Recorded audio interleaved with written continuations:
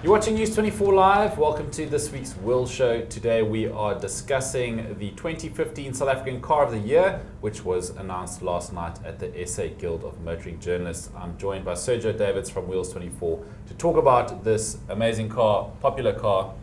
How was this voted for, Sergio?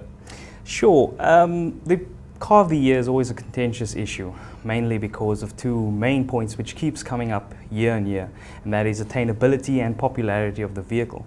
Before we head into the controversy, I think that it's important to address the fact that the Macan S Diesel won, and won for the sake that it's an excellent vehicle created by Porsche, albeit not its conventional supercar or sports cars that they normally make. The Porsche Macan ticks off all the boxes in terms of comfort, ride, handling, safety, luxury.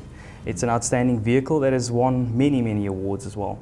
It's also important to note that the Porsche Macan is the first SUV to win in the SA Car of the Year award, and Porsche becomes the first automaker to win it 3 times in a row.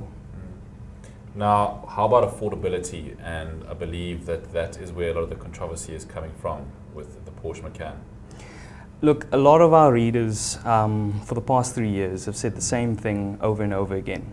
Why vote for Porsche? Not many of us can afford it, etc. I think it comes down to attainability rather than price. For instance, with regard to the Porsche Macan, Porsche has sold, according to NAMSA, about 43 units. It's a popular car for them. In terms of attainability, that's always a tricky issue. You've got many vehicles in here, the cream of South African motoring crop.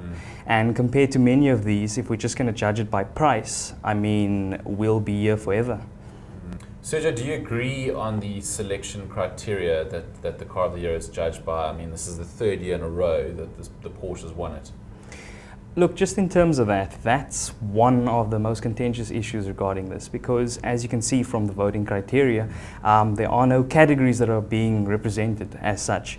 Look, each one of these vehicles are tops in their respective categories.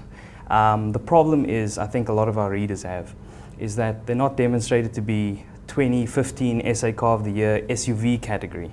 2015 SA Car of the Year Best Hatch. We don't have those sorts of things. So all it looks like is a group of vehicles competing against each other. And as many of our readers have pointed out, how can, for instance, a Renault Duster compete with a Porsche Macan? It's not on the same level, for instance, but it seems as though it's competing against one another. It's important to note that these vehicles were put through stringent testing criteria. The judges are given points that they can allocate to each vehicle, and judges' decision is final. But you're talking about top motoring journalists as well as, within the guild, voting for these vehicles. Would it be my pick? I think the Porsche Macan, having driven it, is one of the best vehicles in its class.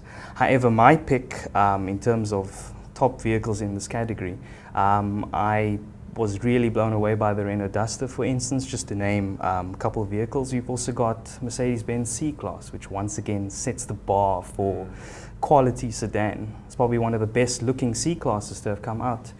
But again, controversy 3 years in a row. The guild certainly has to address this.